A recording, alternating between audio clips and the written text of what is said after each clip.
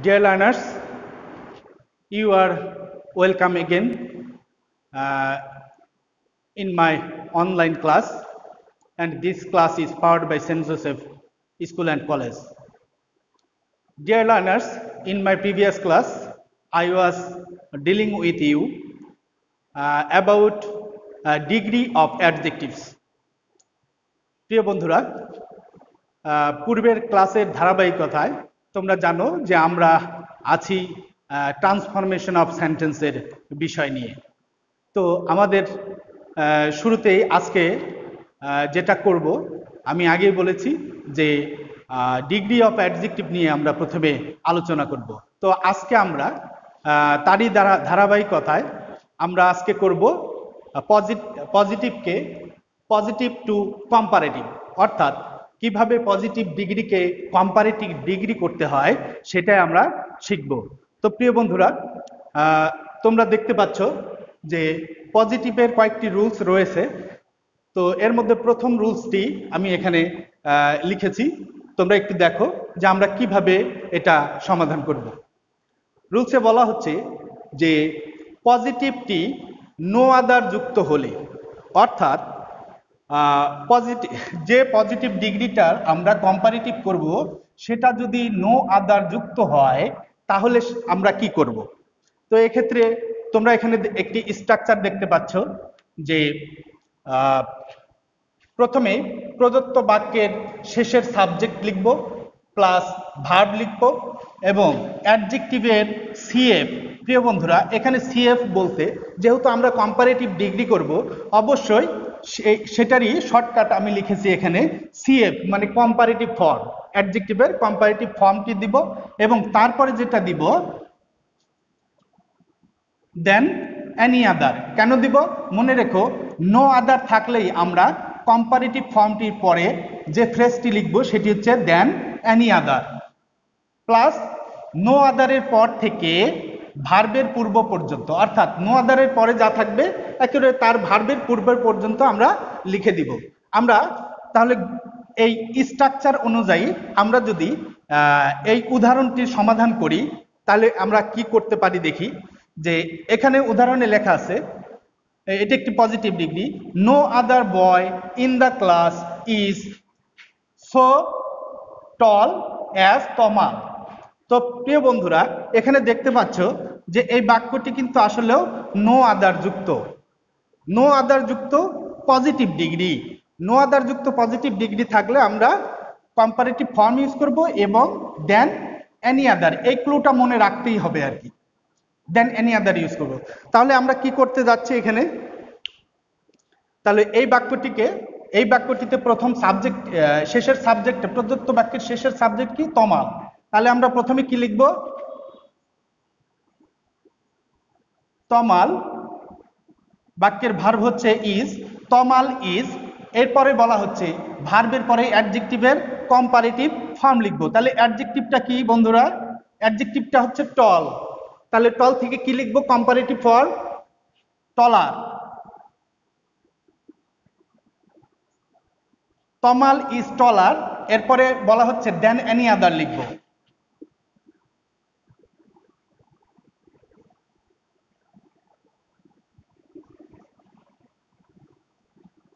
Tamal is taller than any আদার।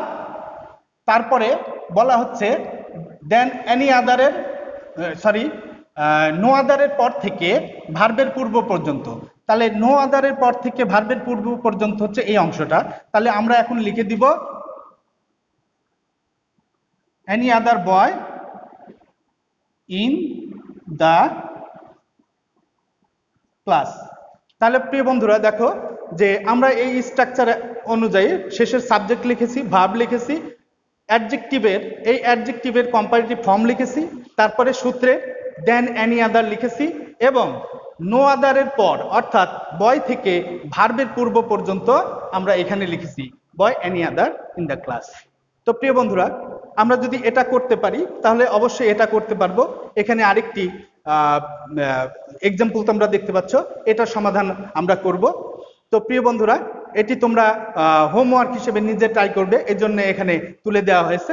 তো আমরা দেখব এই এক্ষেত্রে পজিটিভ টু কম্পারেটিভের দ্বিতীয় রুলসটি কি আছে।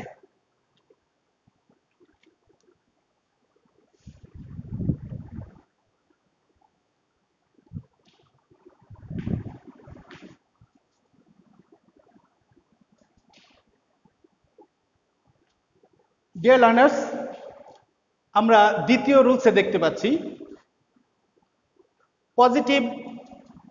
পজিটিভটি ভেরি ফিউ যুক্ত হলে, অর্থাৎ পজিটিভ ডিগ্রিটি যদি ভেরি ফিউ যুক্ত হয় তাহলে আমরা কিভাবে সেটার কম্পারেটিভ করব।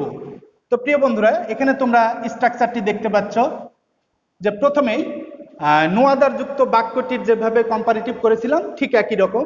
প্রদত্ত বাক্যের শেষের সাবজেক্ট বসবে, ভার্ব বসবে, অ্যাডজেক্টিভের সিএফ অর্থাৎ কম্পারেটিভ ফর্ম বসবে।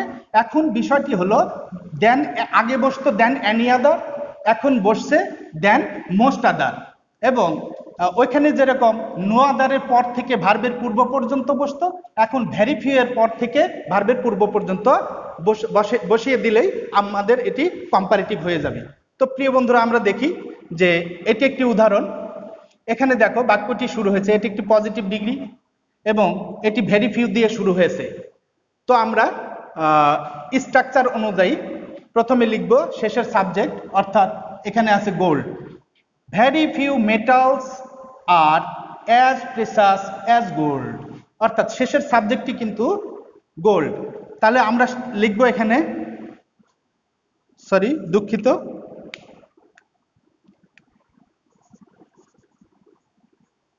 গোল্ড ভার্ব এখানে প্লোরাল ছিল তাই আর ছিল, এখানে হবে ইজ, গোল্ড ইজ। এইবার এখানে অ্যাডজেক্টিভটা হচ্ছে, প্রিয় বন্ধুরা, এখানে অ্যাডজেক্টিভটা হচ্ছে প্রেসাস। তো প্রেসাসের সিএফ অর্থাৎ কম্পারেটিভ ফর্ম কি হবে? এখানে যেহেতু এটাকে ইআর যোগ করে কম্পারেটিভ করতে পারছি না, সেক্ষেত্রে তোমরা জানো আগের ক্লাসে আমরা দেখেছি যে মোর যোগ করে আমাদেরকে কি করতে হবে, এখানে কম্পারেটিভ ডিগ্রি করতে হবে। সো এখানে লিখতে হবে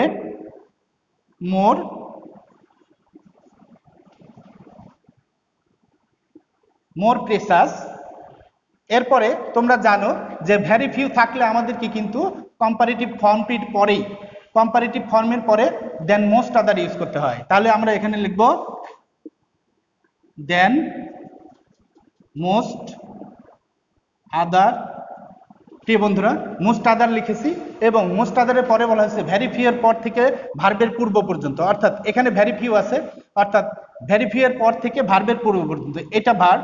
তাহলে ভার্বের পূর্ব পর্যন্ত শুধু একটি ওয়ার্ড পাচ্ছি, সেটা হচ্ছে মেটালস। তাহলে আমরা এখানে লিখব very few most other metals. প্রিয় বন্ধুরা, মূলত এই মোস্ট আদারটা পরে সবসময়ই প্লোরাল বসে। তো প্রিয় বন্ধুরা, আমরা খুব সহজেই স্ট্রাকচার অনুযায়ী এটা করতে পেরেছি। তো প্রিয় বন্ধুরা, এটি তোমরা অবশ্যই করবে কম্পারেটিভ হিসেবে। যখন তোমরা এই লিসনটি অধ্যয়ন করবে তখন তোমরা এটি নিজে করার চেষ্টা করবে। তো প্রিয় বন্ধুরা, আমরা চলে যাচ্ছি পরবর্তী রুলসে। ডিয়ার লার্নার্স, আমরা চলে যাচ্ছি তৃতীয় রুলসে। তো প্রিয় বন্ধুরা, এখানে বলা হচ্ছে পজিটিভটি শুধু অ্যাজ ডট ডট অ্যাজ, অর্থাৎ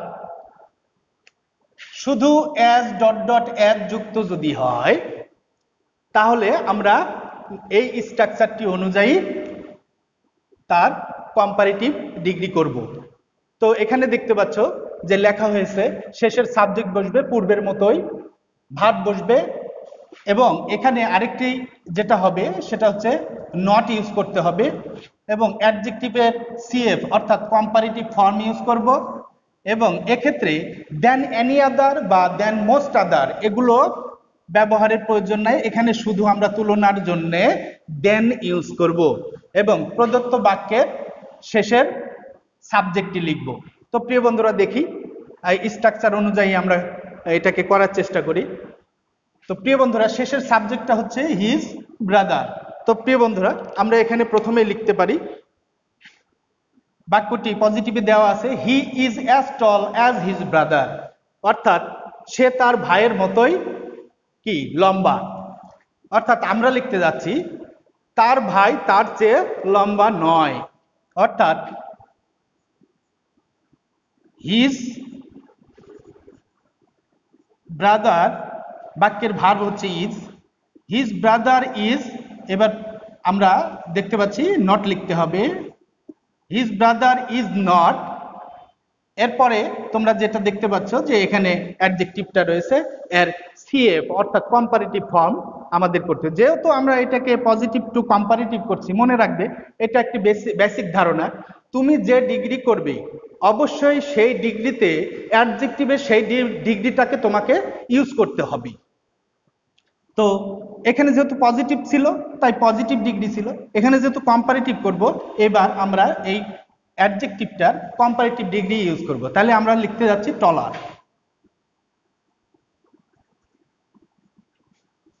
his brother is not taller. এবার তোমরা দেখতে পাচ্ছ যে আমাদেরকে লিখতে হবে দেন।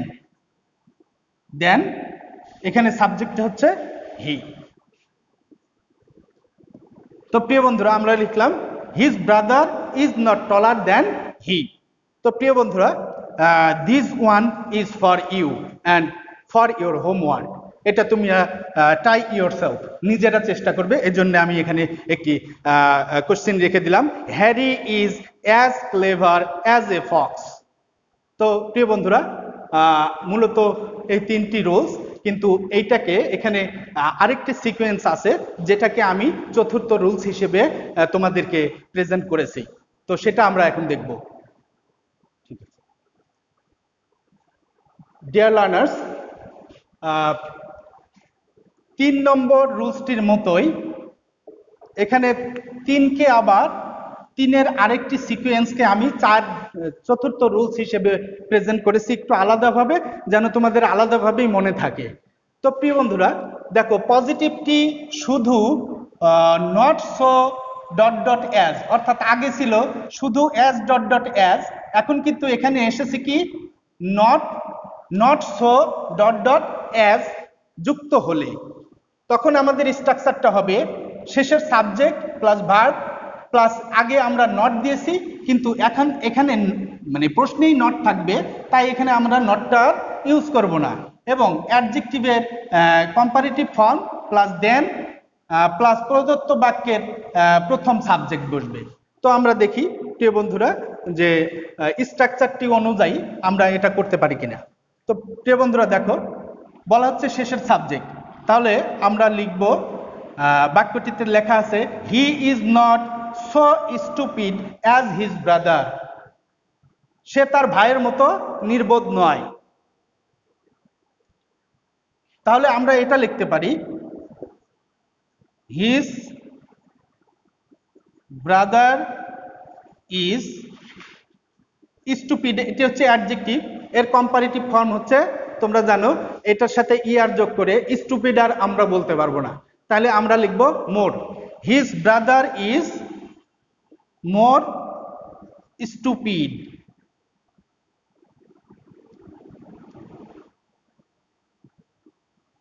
His brother is more stupid then he. তো প্রিয় বন্ধুরা, আমরা এটা করতে পেরেছি, আমরা লিখেছি his brother is more stupid than he. কিন্তু প্রিয় বন্ধুরা, এটা তোমরা অন্যভাবেও করতে পারো, this is an exceptional learning, আমি এখানে ছোট করে লিখে দিচ্ছি, বা এভাবেও তোমরা লিখতে পারো যে হি ইজ লেস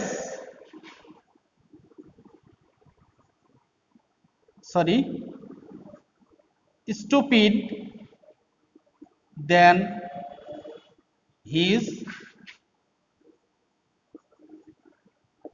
এটি কিন্তু